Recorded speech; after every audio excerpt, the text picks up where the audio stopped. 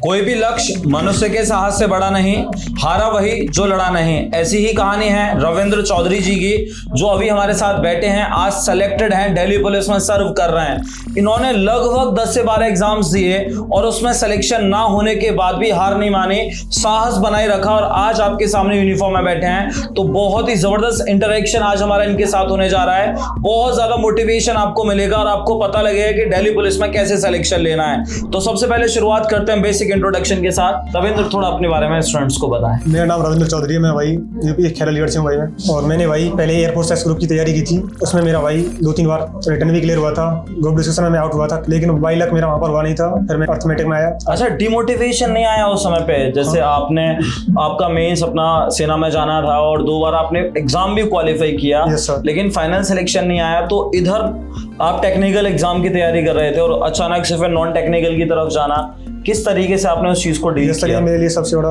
कठिन काम था। मैं एयरफोर्स एक्स ग्रुप की तैयारी कर रहा था। मेरा एक्स ग्रुप 2 बार निकल चुका है। उसी के साथ मेरा लास्ट टाइम जो मेरा अग्निवीर हुआ था, उस टाइम पर मेरा वाई भी था, बहुत था उस टाइम पर। तो मेरा उस टाइम पर मेरा ग्रुप डिस्कशन में आउट था मैं। तो मेरे को लगा यार अब सब कुछ खत्म हो चुका है, 3 साल मेरी बर्बाद हो गई, कुछ नहीं हुआ। और मेरे को साथी थे, उनका भी सिलेक्शन हो गया था। मेरे को लगा था मैंने गलत फील्ड चुन लिया है, इसलिए फिर मेरे को डिमोटिव हुआ। मैं अपनी किताबों को देखता था तो मेरे को लगता था यार ये सब बर्बाद हो गया, कुछ नहीं, अब मेरे को दोबारा से चालू करना पड़ेगा बहुत शुरुआत से। लेकिन यार अपने आप को सभी पेशेंस रखना, और मेरे को ये लगने लगा था कि जब मैं एक्स के साथ मैंने वाई निकाला तो अंदर कुछ है, और इसी को देखते हुए मैंने अपनी तैयारी कंटिन्यूटी रखी। और कुछ टाइम कॉन्फिडेंस बहुत था कि हाँ था, और फिर कुछ मेरी मेहनत थी और मेरे को जिद थी कि मुझे कुछ करना है अपने लिए।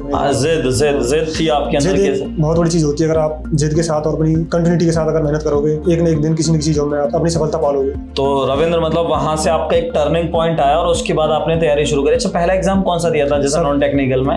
नॉन टेक्निकल में सबसे पहला मैंने SSCGD दिया था 2021 वाला।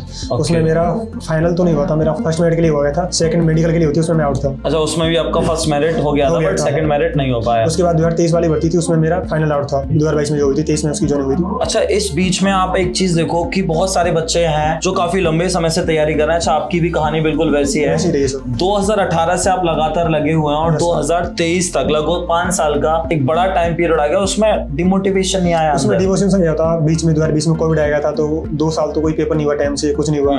हमको क्या सभी के साथ हुआ था वो, भाई कोविड के टाइम ज्यादा हुआ था, पेपर भी नहीं हो पाए थे टाइम से, और भर्तियां भी टाइम से नहीं हो गई थी। तो 2 साल तो वैसे टाइम गया था। उसके बाद फिर 23 में पेपर हुए थे सुचारू रूप से, 22-23 में। उसके बाद फिर 2022 में भर्ती हुई, 23 में मेरा हो गया था दिल्ली पुलिस में। अच्छा, इस बीच में जैसे आसपास के लोग, उनका क्या मतलब किस तरह का बिहेवियर था? जैसे मैं देखता हूँ बच्चे बड़े ही परेशान रहते हैं। वो ये कहते हैं कि सर घर पे ऐसी स्थिति है, लोग ये बोल रहे हैं, रिलेटिव ये बोल रहे हैं, फ्रेंड्स ये बोल रहे हैं। तो वो चीजों से कैसे डील करते हैं? ऐसा भाई, घर वालों को ये मत होना दो महसूस किया मैं कुछ गलत कर रहा हूँ, घर वालों के सामने दिखाओ कि मैं कुछ कर रहा हूँ। और वास्तव में आप अपने आपको टाइम दोगे, पढ़ोगे सही से यार, अपने आप को धोखा नहीं दोगे, गलत रास्ते पर नहीं जाओगे, तो यार सफलता एक दिन मिलेगी। समाज में तो यार ऐसा है, आज कोई कुछ कह रहा है, अगर आपको सफलता मिल जाएगी तो आपको वही लोग आपकी खुद बड़ाई करेंगे भाई। आज जो आपकी बड़ाई बदल जाते हैं, रातों रात बदल जाते हैं। वो बात बिल्कुल सत्य है, मैंने होते हुए देखा है भाई। जब मैं भी नहीं, मेरा भी नंबर फाइनल नहीं हुआ था, होता था तो मेरे से शायद सोचते होंगे लोग, मेरे को 1-2 बार सुनने में आती थी क्या ऐसे ही शायद इसका फाइनल नहीं गया, पहला भी नहीं हुआ होगा इसका। लेकिन लास्ट टाइम पर जब हो जाता है दिल्ली पुलिस में मेरा बात है, तो सब बोलते थे हाँ ये बंदा पढ़ने में था, हमको लगता था कि बाहर रहा है, पढ़ता है, बहुत मेहनत करता है। शुरुआत ऐसा नहीं है कि लोगों के विचार भाई, अगर तुम मेहनत करोगे सफलता मिलेगी, तो लोगों के विचार और सब बदल जाएंगे। अच्छा,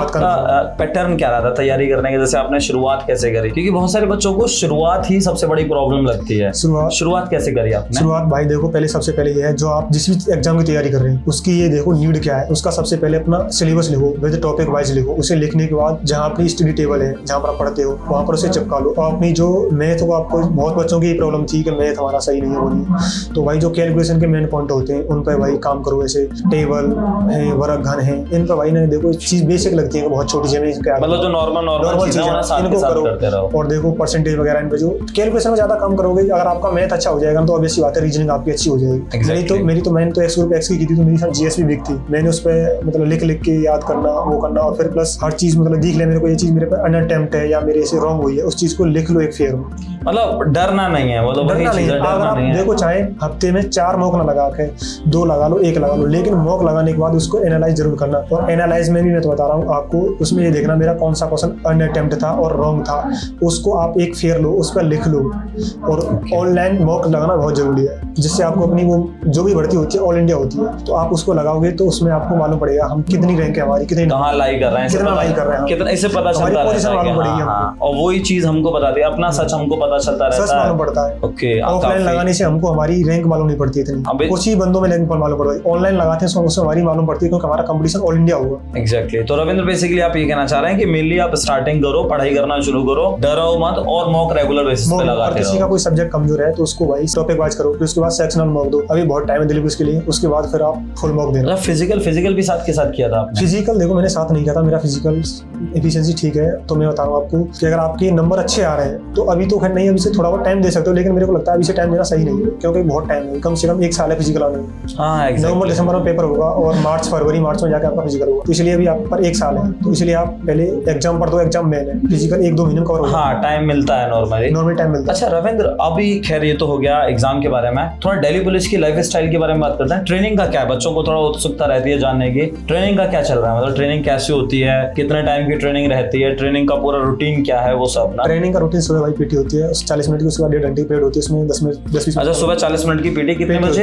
वो तो उसका शेड्यूल बनता रहता है मौसम के हिसाब से। अच्छा, मौसम के साथ एवरेज टाइम क्या है? एवरेज रहता है हमारा 6:40 से चालू होती है, 6 बजे, मतलब 6-6:30 बजे से चालू होती है और 40 मिनट की हमारी 40 मिनट की पीटी होती है। 45 मिनट का रेस्ट मिलता है बैरक के लिए आने के लिए, उसके बाद फिर हमारा 1.5 घंटे की होती है, उसमें 10 मिनट हमको गैप मिलता है बीच में। ओके। फिर हमारी इंडोर क्लासेस चलती है। अच्छा, क्लासेस चलती हैं? क्लास चलती है, लो क्लासेस चलती है हमारी। अच्छा, लॉ क्लासेस चलती हैं, कितने बजे से कितने बजे तक? मौसम के हिसाब से ठंडों में जैसे एवरेज टाइम एवरेज रहता है हमारा 45 मिनट का पीरियड रहता है और 6 पीरियड होते हैं हमारे। अच्छा, 45 मिनट के 6 लेक्चर्स होते हैं। ओके। अच्छा, उसके बाद लॉ क्लासेस के बाद फिर हमारा वही 45 मिनट का रेस्ट होता है, उसके बाद फिर शाम को पीटी। ओके, मतलब बेसिकली मजेदार रूटीन है, मजेदार रूटीन, ऐसा कोई बहुत हार्ड वर्क नहीं है। बहुत हार्ड नहीं है, जो बच्चे गांव के होते हैं लोग ये नहीं मालूम पड़ता है ट्रेनिंग। आप मजे करते रहो। मजे के तौर पर अगर देखो सीरियस रहोगे तो दिक्कत है, अगर मजे के तौर पर करोगे तो कोई दिक्कत नहीं आती, खास दिक्कत नहीं आती। अच्छा, ट्रेनिंग एकदम नॉर्मल है? नॉर्मल होती है। कितना टाइम की ट्रेनिंग है? ट्रेनिंग इसमें 9 महीने की है और 1 महीने का कमांडो बेसिक। अच्छा, 9 महीने की ट्रेनिंग है और 1 महीने का बेसिक कमांडो। बेसिक। अच्छा, बेसिक कमांडो वहीं पर है जहाँ आपका वहीं होता है, नॉर्मल उसी सेंटर में होता है। वो थोड़ा रिगोरस होता होगा, वो थोड़ा सभी के लिए होता नहीं, इतना रिगोरस नहीं होता। अच्छा, वो भी इतना टफ नहीं है? नहीं, टफ नहीं है वो तो खैर 9 महीने ट्रेनिंग कर लोगे तो आपको नॉर्मल लगेगा। हाँ, ये भी है कि लास्ट में कराना 9 महीने, तो आप जब 9 महीने पीटी पेड करोगे तो आपको स्टेमिना अच्छा हो जाता है, तो उसके बाद आपको फिर नॉर्मल लगने लगेगा। ये बात भी है, नहीं तो शुरुआत में तो मुश्किल होगा। मुश्किल लगेगा। अच्छा, उसके बाद जैसे आपका 10 महीने ट्रेनिंग हो गया, उसके बाद आपकी पहली पोस्टिंग कहाँ है आजकल? पहली पोस्टिंग मेरी अभी नहीं है, मेरी ट्रेनिंग पर हूँ, तो ज्यादातर। अच्छा, अभी आपकी ट्रेनिंग अभी चल रही है? ज्यादातर पहली पोस्टिंग या तो बटालियन में आती है या पीसीआर में आती है। ओके, चलो बढ़िया एकदम। तो अभी एकदम मजे आ रहा है। हाँ सर। कितना टाइम हो गया अभी आपको ट्रेनिंग? मेरे को सर 8 महीने चला है। अच्छा, 8 महीने हो गए आपको? हाँ, चलो बढ़िया एकदम। तो ओवरऑल सेटिस्फाइड हैं आप? तो अभी आगे तैयारी कर रहा हूँ सीजल सी। अच्छा, अभी आगे और भी ड्रीम है? हाँ, टाइम मिलता है ट्रेनिंग का तो फिर इतना नहीं मिल पाता है, पर लेकिन बटालियन वगैरह में ये चीज बच्चों को सीखनी चाहिए कि अभी ये सिलेक्टेड हैं, आपके सामने यूनिफॉर्म में बैठे हैं और अभी भी इनके अंदर सपना है कि नहीं सर, चीजों को आगे और लेकर जाना है और ज्यादा ऊंचाइयों पर जाना है। तो ये साहस ही है, ये दृढ़ता है, ये जिद है कि हाँ, जीवन में कुछ अच्छा करके दिखाने का है और बस वही जिद आपको भी डालनी है, वही जिद आपके अंदर भी होनी चाहिए कि हाँ बिल्कुल इन्हीं की तरह, रविंद्र की तरह आप भी इसी तरीके के इंटरव्यू दें बिल्कुल, और इसी तरीके से अपनी मेहनत को आगे बढ़ाएं जैसे इन्होंने किया। ये एकदम जबरदस्त एग्जाम्पल आपके सामने है। तो रविंद्र, काफी अच्छा लगा आपसे बात करके। होप सो कि आप आगे सिलेक्शन लेके दोबारा मिले आएंगे और इसी तरह का एक शानदार इंटरव्यू हम दोबारा करेंगे। तो चलो ठीक है, तो जय हिंद। जय, थैंक यू।